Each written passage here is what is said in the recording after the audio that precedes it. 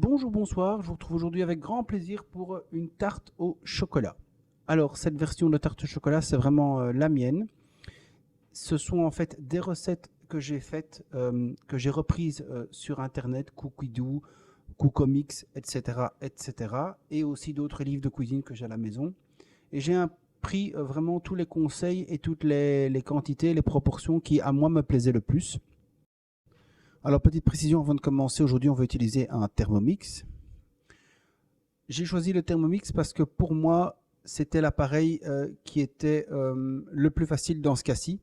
Parce que vous allez voir, la première étape, c'est de faire le sucre impalpable soi-même pour ne pas devoir l'acheter dans le commerce. Alors, pour ce qui est du sucre impalpable, c'est vraiment le seul robot qui le fait aussi bien. Monsieur Cuisine Connect le fait aussi, mais de manière un peu moins fine, un peu moins poudreuse. Le Cooking Chef ne le fait pas, donc si vous voulez le faire avec le Cooking Chef, cette recette est possible avec Cooking Chef, y compris aussi avec le K-Cook, mais je vous conseille pour ces deux appareils-là donc de faire le sucre impalpable pas vous-même, c'est-à-dire de l'acheter dans le commerce. Deuxième remarque, vous pouvez faire donc cette recette avec le Monsieur Cuisine Connect et les autres, mais je vous conseille fortement de réduire les quantités pour la pâte par deux, c'est-à-dire de travailler en deux fois, parce que vous allez approcher, voire atteindre les quantités maximales de farine dans l'appareil. Après, ce n'est qu'un conseil et on me dira que ça fonctionne aussi très bien en une fois. Mais comme moi j'ai une chaîne YouTube et que je tiens à tous mes appareils, je ne vais jamais trop jusqu'aux limites des appareils que j'utilise. Donc voilà, ceci dit, on va pouvoir commencer la recette. Dans un premier temps, je vous présente les ingrédients.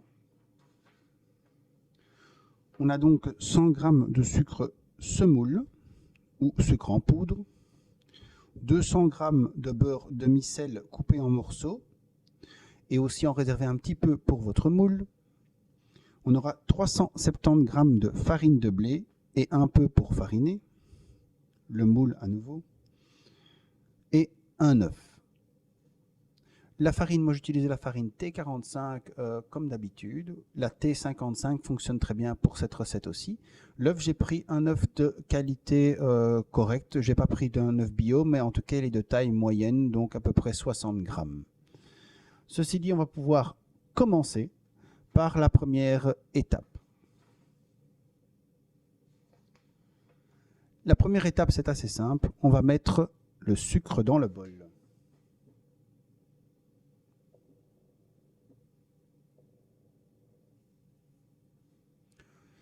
C'est ici qu'on va faire notre sucre impalpable, c'est-à-dire qu'on va donc mixer 15 secondes, 0 degré, vitesse 10.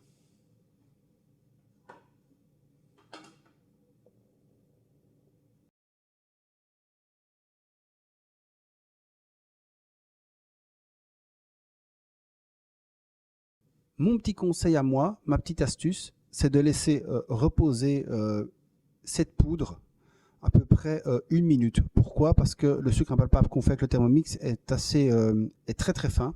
Donc si vous ouvrez maintenant votre couvercle, vous allez en avoir qui va s'évaporer, donc vous allez en perdre. Et en pâtisserie, les quantités sont importantes.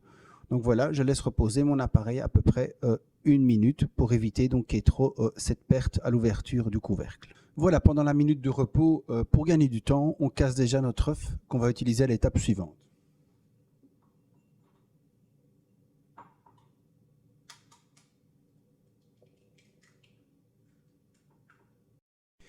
La minute de repos est désormais finie, on va pouvoir maintenant ouvrir le couvercle.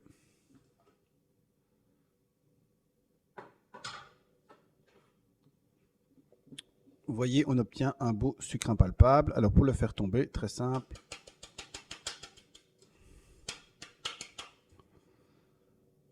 Et si ça ne tombe pas comme ici, c'est un peu collé, à mon avis, mon bol est encore un tout petit peu humide après lavage. Je vais prendre une spatule et le faire descendre.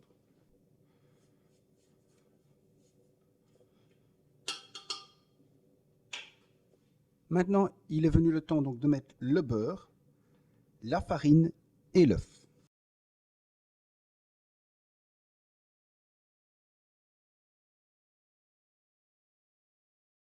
Le beurre doit être bien froid et coupé en morceaux pour aider votre appareil. N'ayez pas peur, si vous le faites avec le Thermomix, les morceaux peuvent être gros, mais au moins coupez-le quand même en morceaux pour que directement ça prenne bien.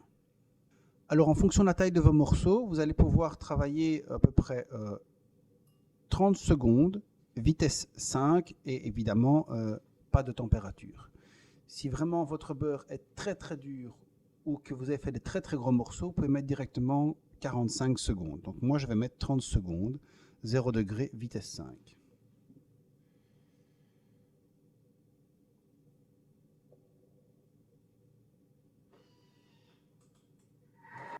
Nous allons maintenant racler le bol et relancer encore 15 secondes, vitesse 5.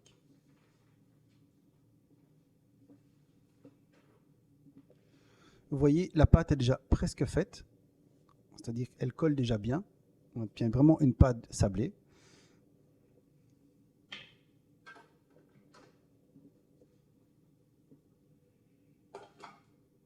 Donc, 15 secondes, vitesse 5.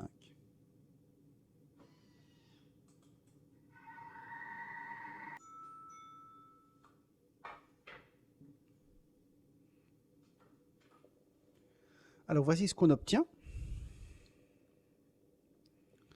On a une belle pâte sablée. Donc maintenant le but c'est de faire une boule et alors de la mettre au frigo pour la prise au froid.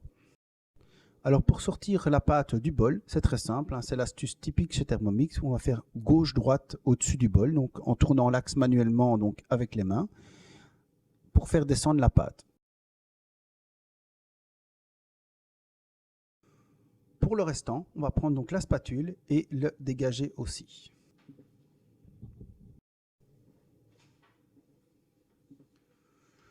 Le but maintenant donc c'est de former une boule.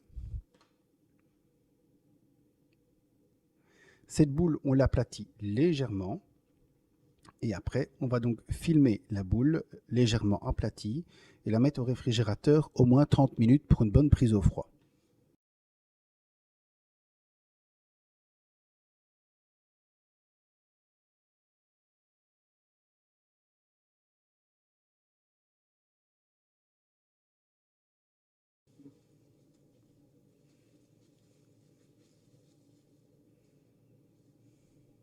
Je vous propose de lancer le mode nettoyage et préparer votre platine à tarte.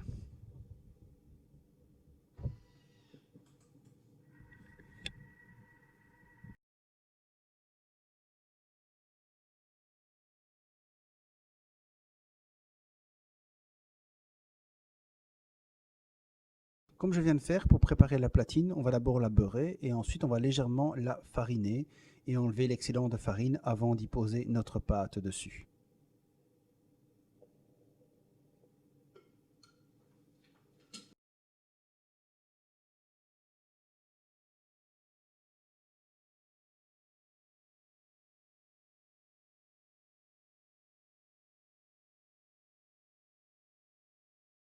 Petite astuce pour une pâte encore plus chocolat, n'hésitez pas à y intégrer des copeaux de chocolat vraiment finement coupés au Thermomix. Donc là, vous mettez quelques morceaux de chocolat dans le Thermomix. Vous mettez à peu près 10 secondes sur vitesse 7. Vous aurez des petits copeaux, des petits granules de chocolat. C'est vraiment délicieux. Aujourd'hui, je ne vais pas le faire, mais c'est vraiment une astuce que j'utilise souvent. Donc, des petits copeaux de chocolat au Thermomix intégrés dans la pâte au moment où on la baisse. Comme ça, vous avez vraiment, donc vous-même avec le rouleau, vous abaissez la pâte et vous mettez les copeaux de chocolat dedans.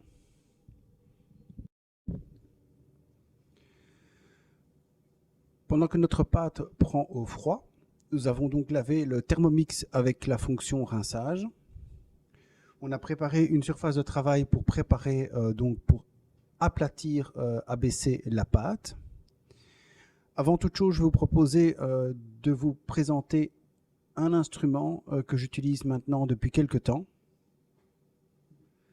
C'est le rouleau à pâtisserie Tescoma. On en trouve aussi sur Amazon ou autre, ou sur le webshop Thermomix, c'est là où je l'ai trouvé personnellement.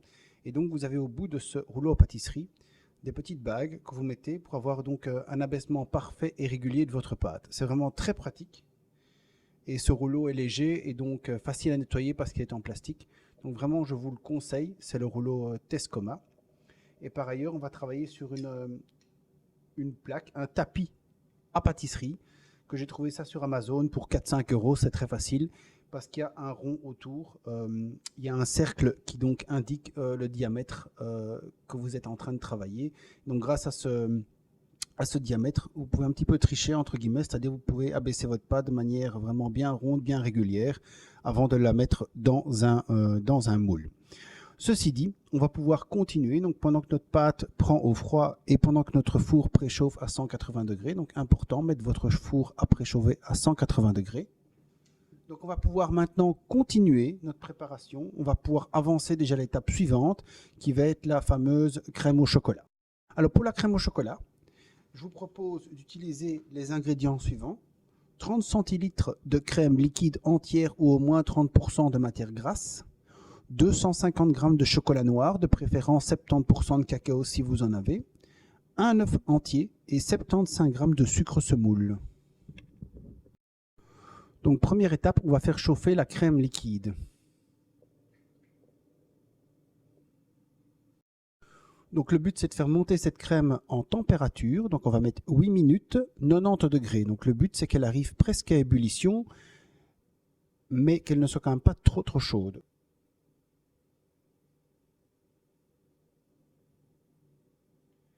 On est parti pour 8 minutes, 90 degrés. Et on va mettre en vitesse 3 pour éviter donc que ça déborde et pour avoir un bon mouvement dans l'appareil.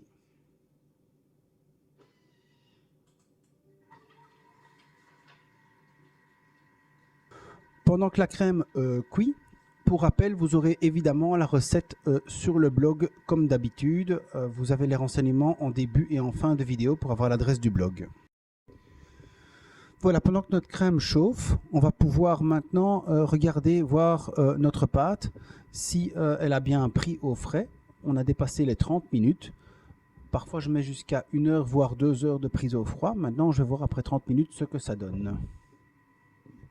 Comme je vous expliquais juste avant, j'ai un tapis de travail, un tapis de pâtisserie assez sympathique dans le sens où on a des marquages de diamètre. Donc ce que je viens toujours faire, c'est positionner ma platine et voir combien de centimètres de diamètre j'ai besoin pour ma pâte.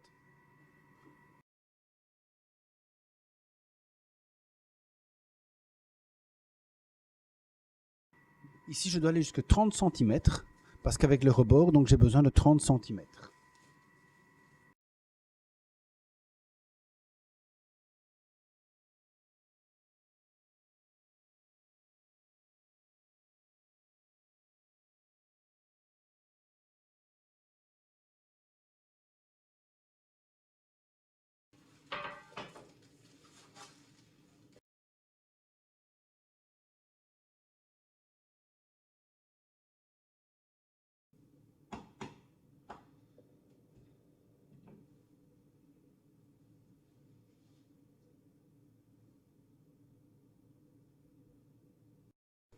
Notre pâte est maintenant dans le moule, on va venir la piquer.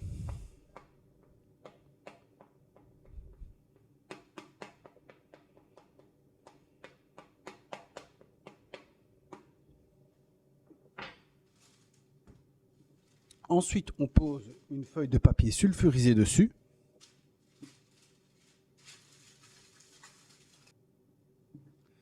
Et dessus, on pose des haricots secs ou alors des billes de cuisson.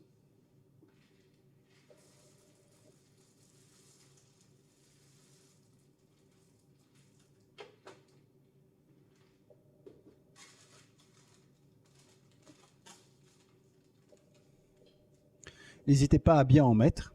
Et maintenant, donc, on va faire cuire à 180 degrés 10 minutes. Voilà notre crème à chauffer.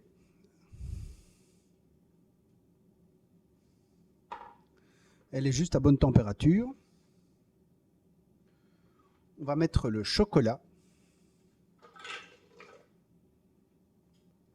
Et maintenant, on poursuit. 1 minute 30, 0 degré, vitesse 3.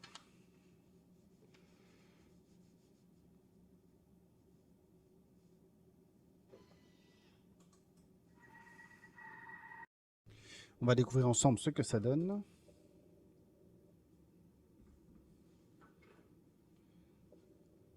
Voilà, notre chocolat a bien fondu avec la crème. Vous voyez, ça a bien fondu avec la crème. Maintenant, on ajoute le sucre, notre œuf entier,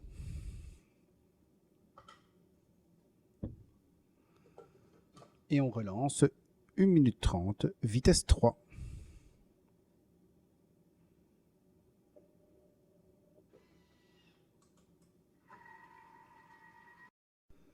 Voilà, notre crème de chocolat est désormais prête.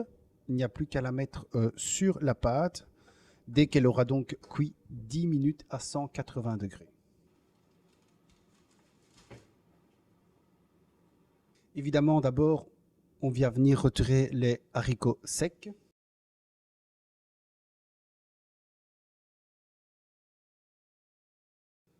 On vient maintenant poser sur la pâte la crème au chocolat.